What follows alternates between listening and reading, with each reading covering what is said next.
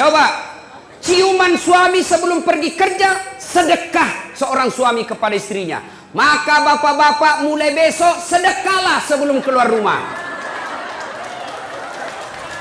Kalau nak lupa suami tak ibu, kalau nak lupa suami tak, kasih ingat, Pak, sedekah. Sini kau aku sudah kai kau. Tapi ibu juga harus cantik. Mau disedekahi baru banyak osing, mau disedekahi bau kalepanya, kariwil rambutna, kuning gigina. Nah bila suami tak jauh-jauh kau deh.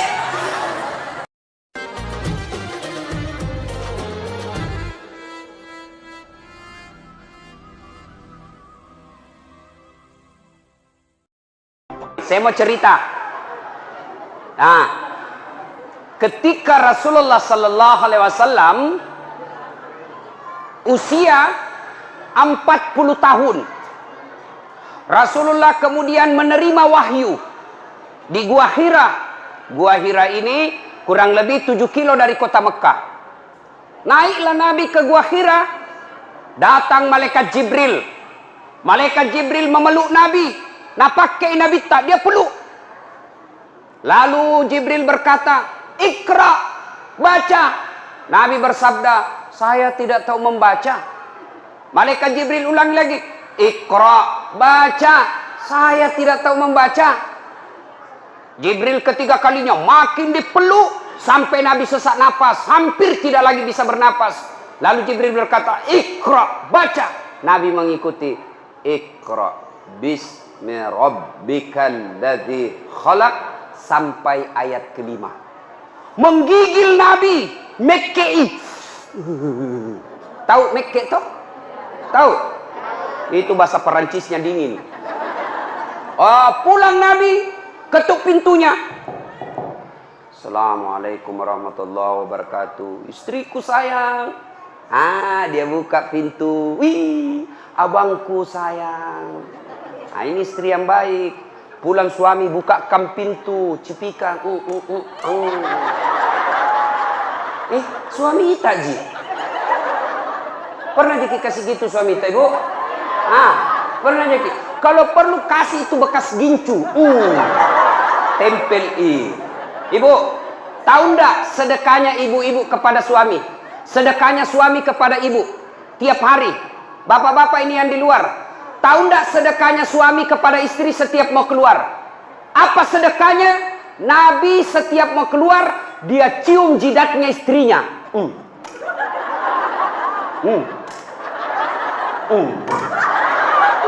Dicium. Coba, ciuman suami sebelum pergi kerja, sedekah seorang suami kepada istrinya. Maka bapak-bapak mulai besok sedekahlah sebelum keluar rumah. Kalau nak lupa suami tak ibu, kalau nak lupa suami tak, kasih ingat, Pak, sedekah. Sini kau aku sudah kai kau. Tapi ibu juga harus cantik. Mau disedekahi baru banyak osing, mau disedekahi bau kalepanya, kariwil rambutna, kuning gigina. Nah bila suami tak, jauh-jauh kau deh. Ya, datang Nabi Khadijah. Lalu Nabi berkata, "Wahai istriku, dingin aku dong, menggigil kak, selimuti saya." Masya Allah. Bu, ku tanya ki dulu. Ini misalnya toh 3 hari 3 malam tidak ada suami tak, ditelepon tidak aktif HP-nya, dicari tidak tahu kemana, tiba-tiba datang menggigil. "Ibu, selimuti kak." Kira-kira kita selimuti bu? Oh ibu, kita selimuti? Tidak. Kali selimuti kak, langsung, "Dari mana kau?" Langsung diinterogasi. "Selimuti kak ibu?" Langsung dia bilang, "Cik dakol." Itu Khadijah, suaminya 3 hari 3 malam keluar, pulang kedinginan. "Wahai istriku, selimuti saya." Khadijah menjawab, sami'na wa ata'na. Saya dengar dan saya taati. Maka hikmah pengajian pertama, Ibu, pulang ki pengajian ini, apapun nak perintahkan ki suamita, selama tidak bertentangan agama, wajib Ibu ikuti.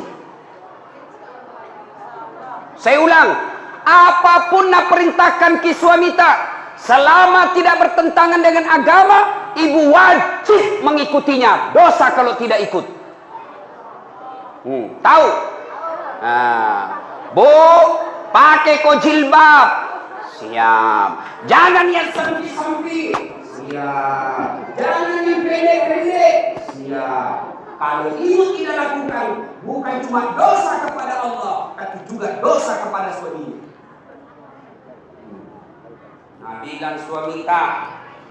Nabilan suamita, Ibu, jangan kau terlalu tebal gencummu, jangan kau cukur alismu, jangan terlalu banyak make upmu. Saya tidak suka, tapi Ibu tetap lakukan, maka Ibu sepanjang jalan laknat Allah buat Ibu.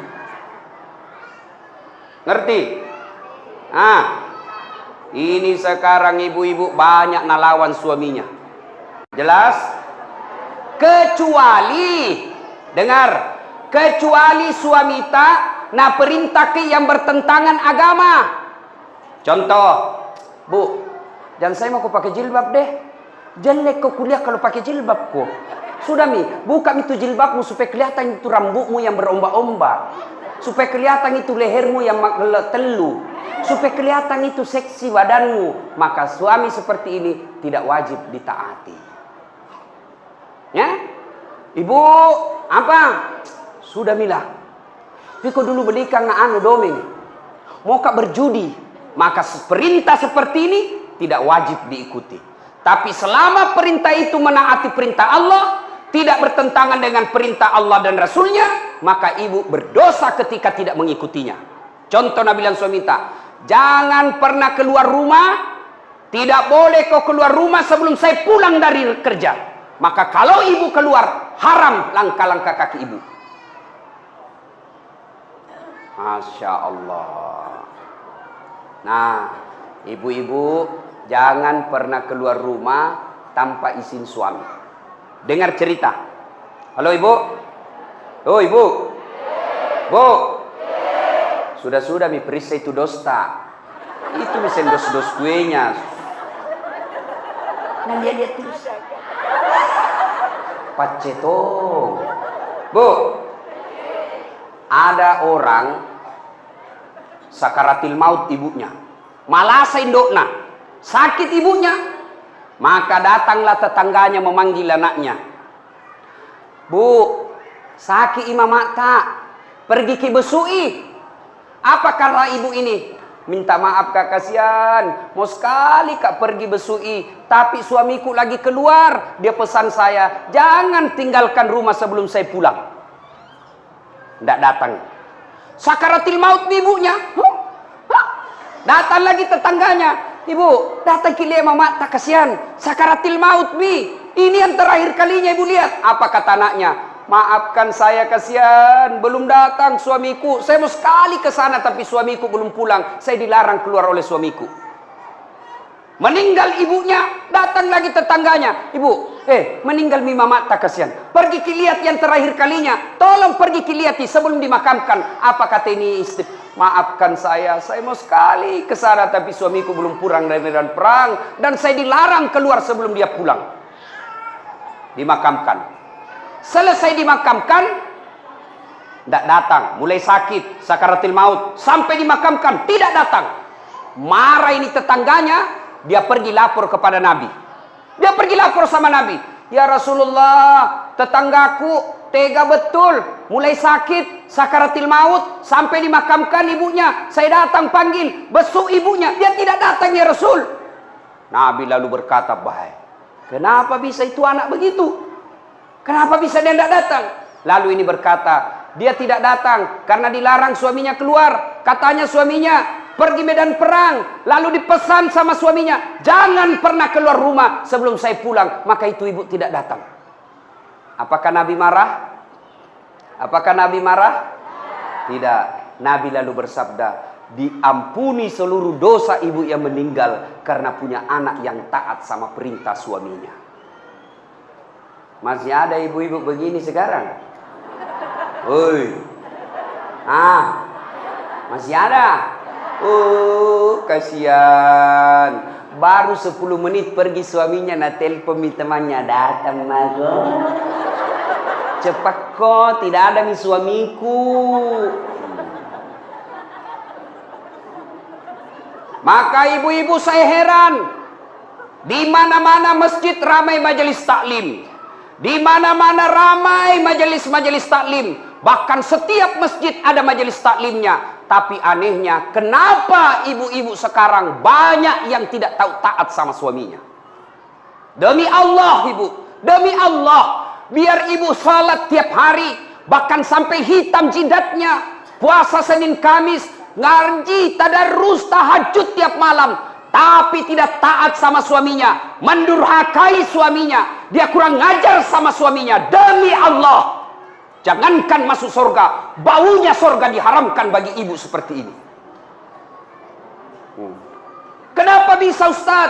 Kenapa bisa begitu? Tahu ibu harus tahu. Kenapa? Karena kami suami yang tanggung ibu nanti di akhirat. Ketika ibu melanggar, ketika ibu bikin dosa, kami suami yang tanggung dosanya ibu sebagai kepala rumah tangga. Beda ibu-ibu. Ibu-ibu taat ibadah, rajin sholat, tutup aurat, Senin Kamis puasa. Suaminya tukang judi, suaminya koruptor, suaminya pemabuk, suaminya pengedar narkoba, suaminya tukang tipu, tapi istrinya soleha. Demi Allah, istrinya tetap masuk surga, suaminya dibakar di neraka, tidak ada hubungan. Maka ibu, jangan keluar rumah tanpa izin suami. Jangan lakukan apa-apa tanpa izin suami. Kenapa? Karena suami yang tanggung ibu nanti ketika di akhirat. Maka bersyukur ibu-ibu yang punya suami. Kenapa? Karena itulah nanti yang lindungi ketika di akhirat. Maka hargai suami tak. Jangan hina suami tak gara-gara dia miskin. Ini banyak ini istri kurang ajar sama suaminya. Mentang-mentang agato iko, ku taunya kok. Nulamar ka dulu di seperangka ala sholat. Ndak nu belikan ngar rumah. Rumah lagi bapakku ini nu tempati. Kamu juga saja selalu belikan ko baju. Pensiun mako. Ndak ada gajinu.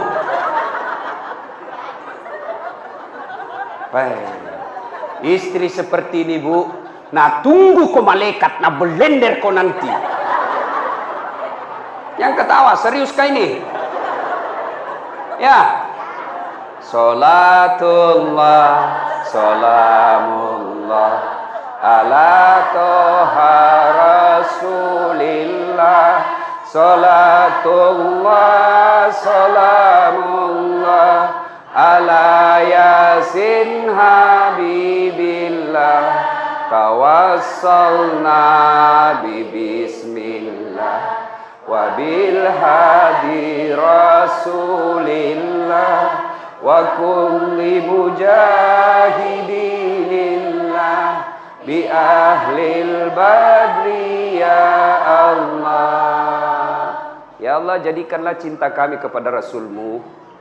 Kami sangat mencintai Rasul-Mu ya Allah. Kami sangat merindukan Rasul-Mu ya Allah. Karena cinta kami kepada Rasul-Mu ya Allah, jadikanlah acara ini berkah. Dan ilmu yang kami peroleh, kami mampu mengamalkannya ya Allah. Ibu bapak, saudara-saudara sekalian yang saya hormati. Satu, taati perintah suami. Jangan sampai ibu bermajelis taklim sudah 5 tahun. Tiap pengajian datang, tapi tetap durhaka sama suami. Sia-sia majelis taklim tadi. Ya. 2. Khadijah tidak pernah sangka buruk kepada suaminya. Tahu sangka buruk? Tahu sangka buruk? Curiga. Curiga yang berlebihan. Khadijah, dia laksanakan apa perintahnya, lakukan. Dan tidak pernah sangka buruk. Yang kedua pengajian kita pertama tadi, perintah suami, laksanakan. Yang kedua, jangan pernah sangka buruk, berprasangka jelek sama suami. Nah telepon suaminya ndak nak jawab. Mana lagi ini, kasihan. Ih, kenapa ini 3 kali ku telepon ndak nak jawab-jawab. Dari pagi sampai sore ku telepon ndak nak jawab-jawab. Nih mana lagi ini, pasti ketemu lagi tuh tamang mana. Ini sangka buruk. Sangka baik, kenapa dia tidak terima teleponnya? Oh ternyata tertinggal HP-nya di pos ronda. Kan dia tukang ojek. Ditelepon, tiba-tiba ada teman tak telepon ki. Kuliah suamimu bonceng cewek. Wah mesrana lagi. Bola balik bonceng cewek. Sangka baik. Bagaimana dia tidak bonceng cewek? Kerjanya tukang ojek. Sangka baik. Ibu-ibu, jangkit sangka buruk. Telepon suami tidak ada jawab. Oh, mungkin lagi buang air besar. Masa mau terima telepon? Sedikit lagi. Kan tidak bagus. Sangka baik. Nah, masyarakat telepon Bu Camat tidak dijawab. Sangka baik. Oh, barangkali Bu Camat lagi menghadap sama Pak Wakil. Nggak enak kan terima telepon. Iya Bu, ada Pak Wakil di depan. Kalau saya boleh, tunggu dulu HP-mu itu. Kau nggak hargai saya. Ditelepon Pak Wakil tidak dijawab. Sangka baik. Oh, mungkin lagi rapat dengan anggota DPR. Jangan langsung bilang, dede sekalian sudah dipilih, nah lupa maki. Sangka baik. Ada lagi Ibu Ani datang ke sini. Sangka baik. Itu Jina datang itu karena mau dipilih. Sangka baik. Sangka baik, jangan pernah sangka buruk. Jelas. Tidak ada itu baiknya sangka buruk. Contoh. Ada ibu-ibu 7 tahun menikah tidak ada anaknya. 7 tahun. Tiba-tiba di tahun ke-8 dia pergi periksa ahli kandungan. Cek. Nah bilang dokter, alhamdulillah ibu sudah terlambat 2 bulan. Langsung dia bilang, alhamdulillah. Nah telepon suaminya, Pak, alhamdulillah terlambat 2 bulan. Nah bilang suaminya, alhamdulillah. Jangan kau dulu cerita-cerita sayang nak, nanti tidak jadi, malu ki lagi tuh. Baiklah, rahasia bersama, tidak ada cerita. Beberapa hari kemudian datang petugas PLN. Assalamualaikum. Waalaikumsalam. Kata ibu, siapa ya? PLN ibu. Kenapa ki Pak? Ibu terlambat 2 bulan. Kenapa bisa tahu ini? Dari mana nak tahu ini? Langsung dia sangka buruk sama suaminya. Pasti ini lagi lah bolong ini, pasti karena kebetulan suaminya hitam. Lah bolos sih. Datanglah kasihan suaminya capek bekerja, di kantor dimarahi sama bosnya, di jalan kempes ban mobilnya, baru buka pintu langsung. Memang tong kau lah bolong, pembohong. Bilang jangan kau ngomong, kenapa kau ngomong? Apalagi masuk itu comok. Karena istilah comok. Terjengkel Tommy orang capek, langsung kini bilangi bolong. Nah balas nih, maga ke comok. Baru orang datang capek-capek mengamuk-ngamuk. Kenapa di itu PLN bisa tahu saya terlambat 2 bulan? Pasti kau yang cerita. Nah kita aja berdua. Kenapa bisa nak tahu PLN? Bukan saya kasih tahu. Marah ini suaminya di kantor PLN. Hei, kenapa kau bisa tahu istriku terlambat 2 bulan? Nah bilang ini ada catatannya Pak.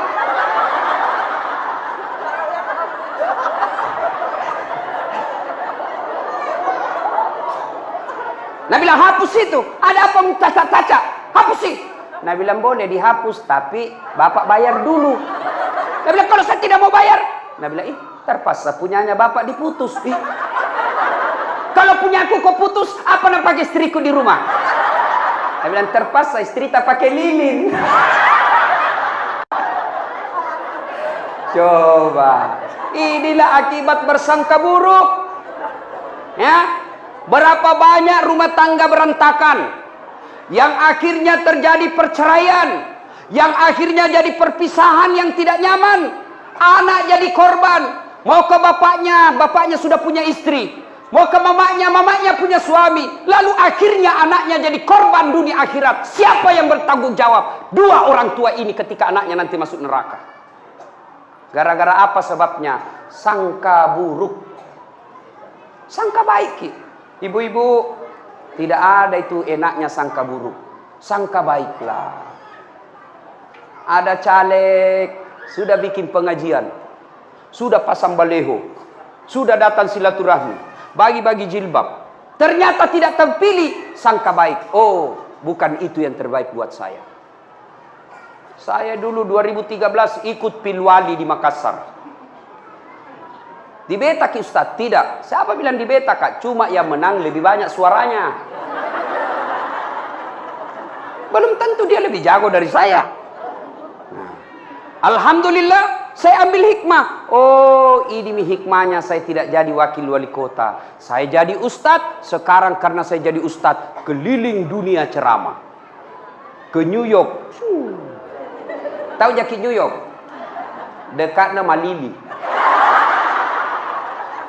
Dari New York pergi ke Jepang, pergi ke Itali, pergi ke Roma, ke Malaysia, ke Turki, ke Saudi. Semua dibayarkan. Hebatnya lagi, pergi tidak bawa uang, pulang. Sangka baik, sangka baik, sangka baik, sangka baik. Ibu-ibu tiba-tiba hancur usaha, sangka baik. Tiba-tiba suami berubah setengah mati, sangka baik. Suami tak jahat, sangka baik. Kalau dia berbuat jahat, dia yang tanggung dosanya di akhirat. Tenang perasaan. Piga mau meruntuk tu. Mak bele ko Andre ko tu runtuk mak ko mak bele ko mama. Ya.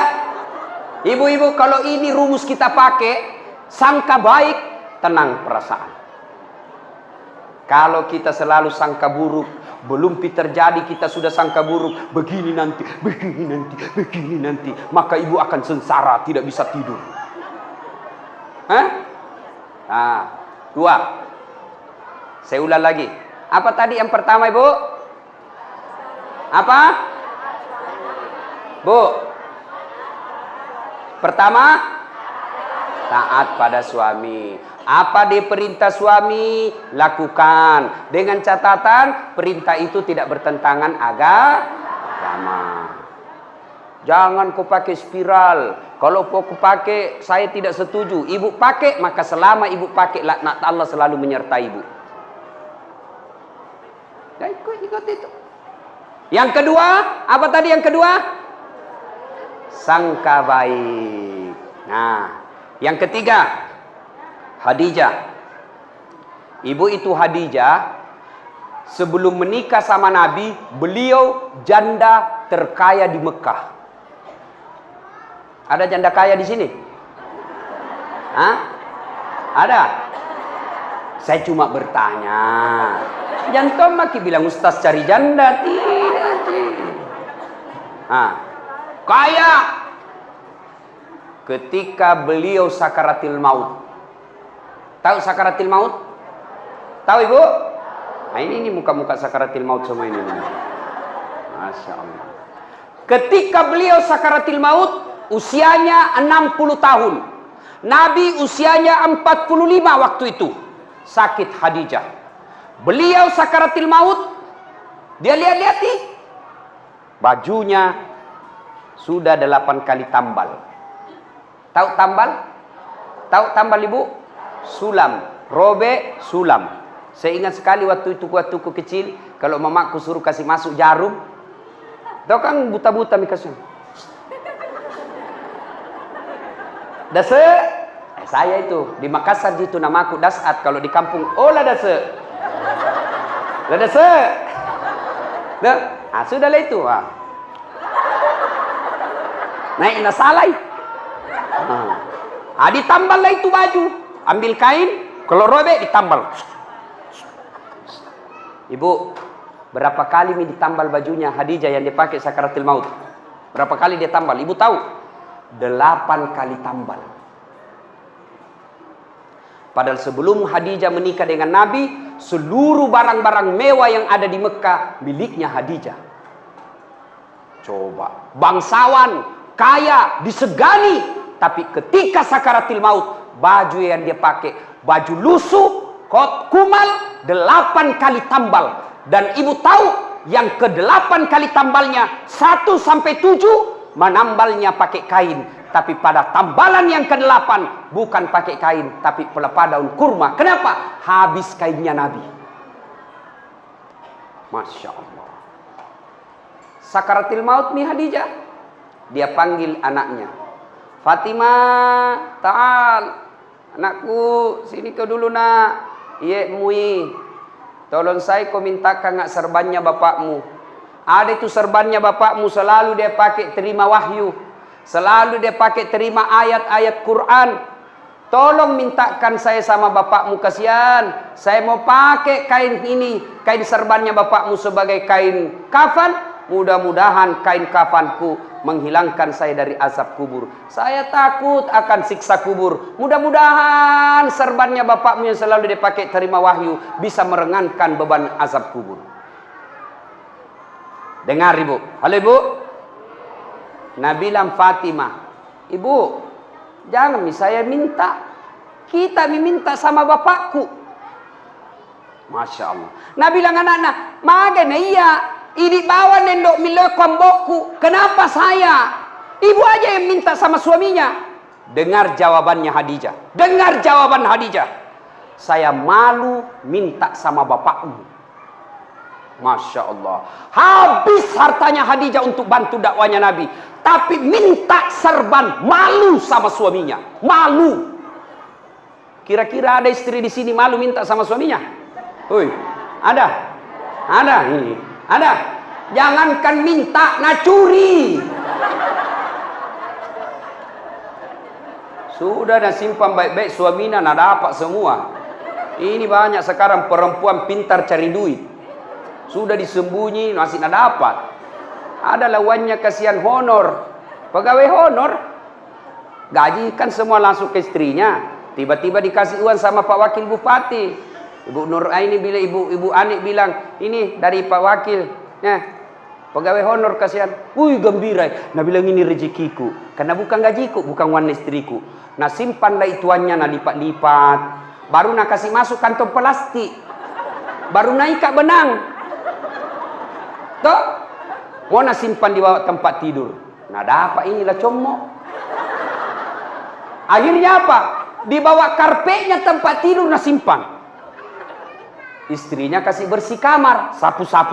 Ih, ada kompe-kompe. Diikat benang, nah buka. Ih, uang. Maksudnya berteriak sama suaminya, Pak, uang apa ini? Yang mana?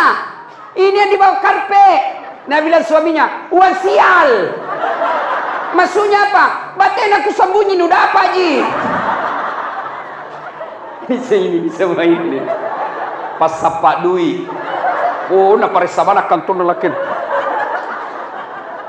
Bu, dia ketahui bu, saya serius ini. Bu, kalau ambil uang di dompet, kalau ambil uang di kantong, sampaikan kepada suami. Meskipun ibu sudah di kantong, mi kan tidak bisa mengambil kalau di kantong tak mi. Di dalam kantong pipir kasih tahu. Kenapa? Nanti kasihan dia kira ada uangnya di dompet, sampai di warung kopi, sampai di pompa bensin, sampai uang makan, nah perisa. Mati nih bro, malu maki ini. Lah commo sih, perbuatan nasi lah commo ibu.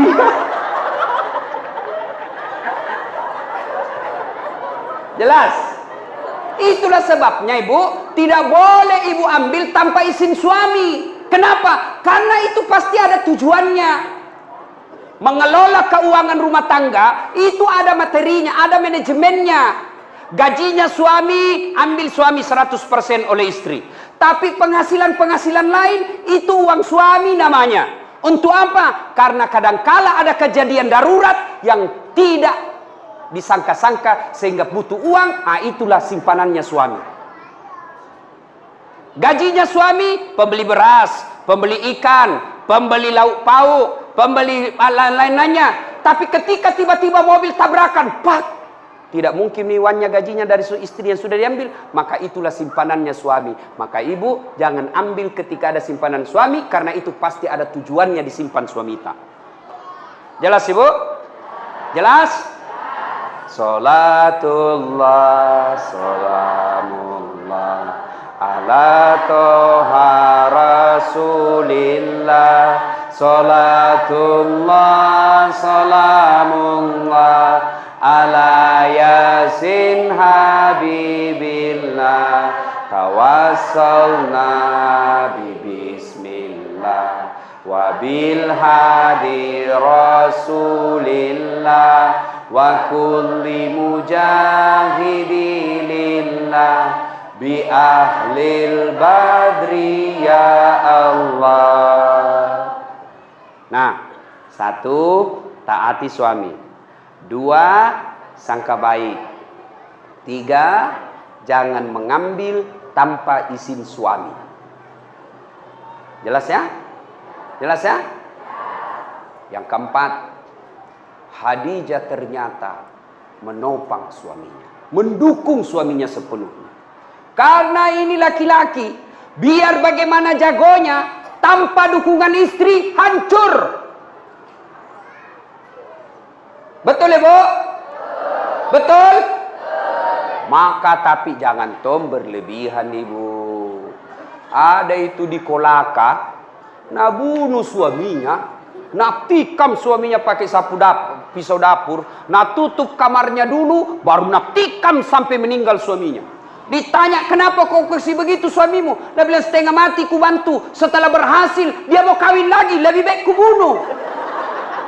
Bah, bikin takut-takut. Jangan kita bunuh, Ibu. Lebih baik kita kasih obat tidur, supaya dia tidur selama-lamanya.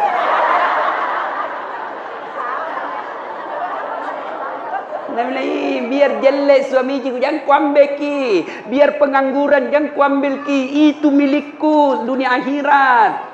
Nah, Bu, Pak, halo Bapak. Percaya Pak, Bapak tidak akan sukses tanpa dukungan istri. Mau ki contoh? Mau contoh? Pak Wakil Bupati. Biar jago bagaimana kalau Ibu Ani tidak setuju, tidak jalan. Maksudnya apa? Mau pergi sosialisasi. Tiba-tiba Ibu Ani bilang, Pak, urus dulu anakmu. Apa? Tidak bisa begitu? Sama saya. Biar jago bagaimana kalau tidak dibantu istri, tidak mungkin. Kenapa? Saya mau bikin konsep untuk ceramah besok. Tiba-tiba, Ustaz, anakmu mangisi, ambeki. Tidak bisa maki lagi konsentrasi. Mau pergi dan bilang, anakmu, ganti pokoknya. Maka kita laki-laki bisa sukses. Karena bilang apa? Pergi maki sayang. Anak tak, saya yang ngurus. Serahkan semuanya sama istri tak. Kita pergi maki dakwah. Saya urus semuanya. Masya Allah. Itu istri yang baik. Jangan bikin takut-takut suami. Baru pergi 1 jam menelpon. Di mana kok? Di mana kok? Di kantor Jakon. Pulang kok. Jakon lisu kok. Kalau tidak mau kau pulang, jaga memang kau. Baik. Nah dengar semua temanku kasih kecil. Ada tongko dong itu istri nak kasih begitu suaminya. Ada begitu di sini? Tidak ada. Mata lolos. Nah bilang mi suaminya kau dong, ada jauh di kantor ini ada. Dia bilang, foto dulu pale baru kirimi.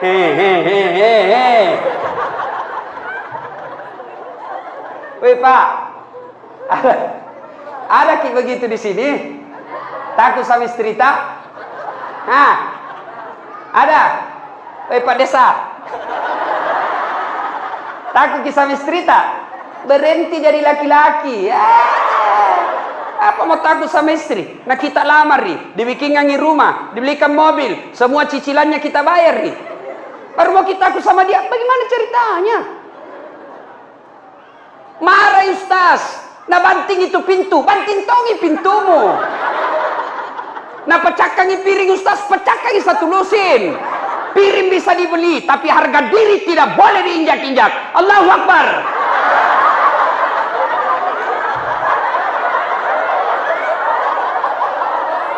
Iya Pak, setuju? Nah bila mak jallo aja Ustaz, mak jalloi. Nah pecahkan televisi, pecahkan televisi supaya berhenti menonton. Televisi bisa dibeli, tapi harga diri sebagai laki-laki jangan kau injak-injai. Baik.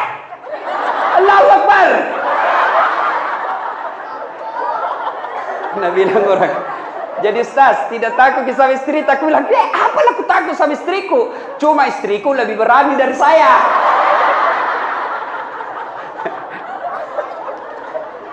Jelas, Bu? Yang ke-5. Dengar. Hah? Datanglah. Nabi mintakan sama suami, sama bapakmu kasihan, malu kak minta. Didengar sama Nabi. Dengar sama Nabi. Nabi datangi Khadijah, menetes air matanya Nabi. Wahai Ummul Mukminin, ibunya orang Islam, habis hartamu untuk bantu saya dakwah. Capuk mana waram-parammu? Semua hartamu habis untuk bantu dakwah Islam. Hanya ini serban yang kau minta. Serban saja kau minta, itu pun kau malu minta kepadaku. Subhanallah, wahai istriku yang tersayang. Begitu sayangnya Nabi kepada Khadijah. Sudah wafat Khadijah, Nabi tidur bersama Aisyah. Khadijah sudah wafat, Nabi tidur bersama Aisyah, istrinya yang muda, perawan, cantik. Lalu Nabi bersabda, ku ingat nak kodong Khadijah, seperti kalau ada di rumah langkah-langkah kakinya. Cemburu Aisyah. Karena bilang, saya nu temani tidur, Khadijah nu pikir. Kan enak Bu, lain dipikir, lain dirasa. Iya toh? Kan gak enak Ibu dikasih begitu. Aisyah keberatan. Ya Rasulullah, apa sih kelebihannya Khadijah? Saya kau temani tapi Khadijah kau pikir. Apa kelebihan Khadijah dari saya? Khadijah kau nikahi sudah 2 kali janda. Khadijah lebih tua 15 tahun dari saya. Dari kamu ya Rasul. Saya kau nikahi dalam keadaan perawan. Saya masih gadis, lebih muda lagi. Kenapa kau lebih-lebihkan Khadijah? Lalu Nabi bersabda, wahai Khumairah, yang kemerah-merahan pipinya, kau tidak bisa bandingkan dirimu dengan Khadijah. Tidak ada orang yang sangat mencintaiku kecuali Khadijah. Tidak ada orang yang berkorban hartanya, habis hartanya untuk dakwah, kecuali seperti Khadijah kepada saya. Lalu datanglah Nabi. Khadijah, ini serban yang kuminta. Iya ya Rasul, saya takut dengan azab neraka, asap kubur. Tiba-tiba muncul Jibril. Mulai misalnya cerita ibu-ibu, kotak-kotak na misalnya angka-angka. Nah, Khadijah berkata, saya takut ya Rasul. Nah, muncul Jibril. Muncul Jibril. Ibu itu kalau datang Jibril, seperti iklan ada di televisi. Wanitiro. Ya toh? Muncul Jibril. Lalu Jibril berkata, ya Muhammad, sampaikan kepada Khadijah, ada salam dari Allah untuk Khadijah. Masya Allah. Allah yang titip salam kepada Khadijah. Ibu-ibu, kalau tiba-tiba datang ajudannya Pak Wakil Bupati, bilang sama kita, Ibu, salamnya Pak Iwan. Pak Iwan siapa? Ya Wakil Bupati. Senang gitu langsung. Masa masih nengah kayak itu Bapak? Coba. Senang kan? Saya saja dapat ucapan selamat hari raya dari Wakil Presiden Republik Indonesia kepada yang terhormat Dasat Latif di Makassar. Istana Wakil Presiden Republik Indonesia dengan ini mengucapkan selamat hari raya Idul Fitri. Mohon maaf lahir dan batin. Taqabbalallahu minna wa minkum. Taqabbal ya karim. Tertanda Wakil Presiden Republik Indonesia Muhammad Yusuf Kalla. Itu kartu ucapannya Bu. Saya bawa pulang di kampungku. Baru ku kasih lihat semua sepupuku di kampung. Hei, capokmu. Kowe sepupumu ini. Coba. Kita sudah bangga. Gimana kalau Allah yang titip salam? Ya Muhammad, ada salam dari Allah. Maselengi puange lori benemu Siti Khadijah. Masya Allah. Lalu Jibril lagi berkata, ya Muhammad, sampaikan kepada Khadijah, Allah sudah menyediakan istana dalam sorga buat Khadijah. Istana dalam sorga untuk Khadijah yang terbuat dari mutiara. Sorga ada lagi istananya. Masuk dalam sorga saja sudah luar biasa. Ini sudah dalam sorga dibuatkan istana khusus untuk Khadijah yang terbuat dari mutiara. Tidak terbuat dari emas, tidak terbuat dari jamrud, tidak terbuat dari berlian, terbuat dari mutiara. Kenapa mutiara? Karena Khadijah punya sifat seperti mutiara. Tahu sifat mutiara, Ibu? Tahu mutiara, Ibu? Tahu mutiara? Nah, itu mutiara hidup di dasar laut.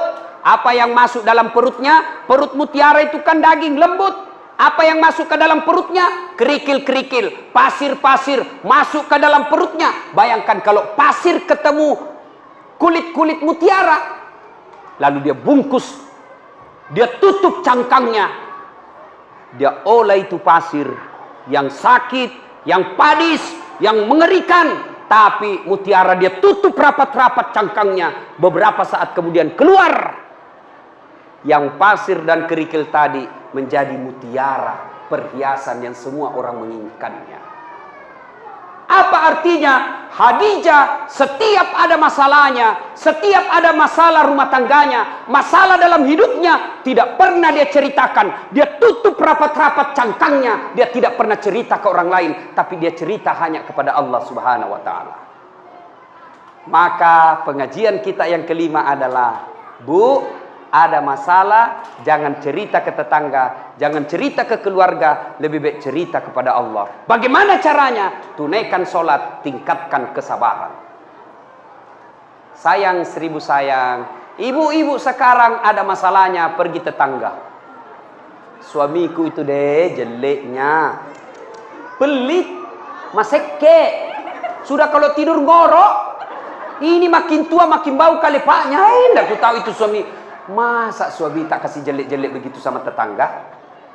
Coba, itu suamiku pelit sekali, nak pegang uangnya, nak kasih sama sekali. Kalau datang tidak pernah tong senyum-senyum. Masa rahasia rumah tangga kita ceritakan? Maka istri seperti ini tidak akan mendapat kasih sayang dari Allah Subhanahu wa taala. Jangan heran kalau ibu selalu cerita kejelekan orang, ibu cerita kejelekan rumah tangga, dia umbar semua aib rumah tangga, maka hidupnya, hatinya tidak akan pernah dapat ketentraman. Kenapa? Karena Allah jauh menjauhkan dia dari rahmatnya. Kau suka cerita kejelekan-kejelekan rumah tanggamu, maka Allah tidak akan senang kepada kamu. Allah tidak senang kepadamu, maka jangan heran hidupmu tidak bisa tenang hatinya. Jelas? Maka kalau ada masalah, ibu ambil wudhu, ambil sajadah, ambil kudung, ngadu kepada Allah dalam solat, namanya solat hajat. Minta maki kepada Allah. Ya Allah, saya tidak sangka suamiku begini.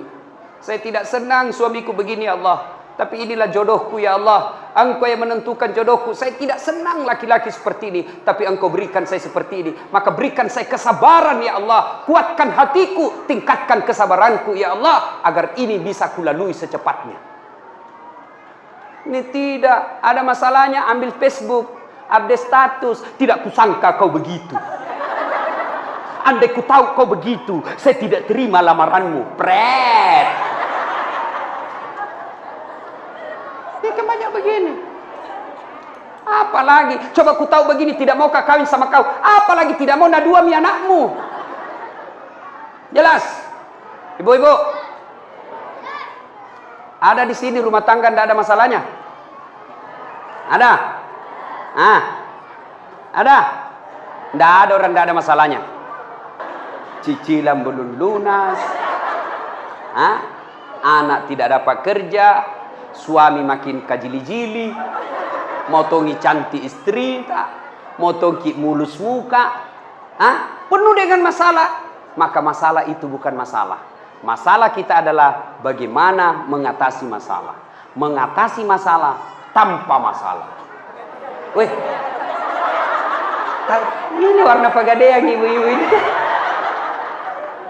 Bu, ada masalah tak, ngaduki kepada Allah. Dalam cara apa Ustaz?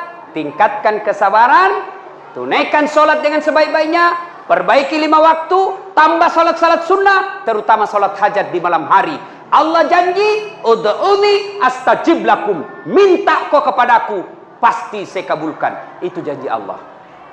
Salatullah, salamullah ala toha rasulillah, salatullah salamullah ala yasin habibillah, tawassalna bismillah wa bil hadi rasulillah wa kulli mujahidilillah bi ahlil badri ya Allah.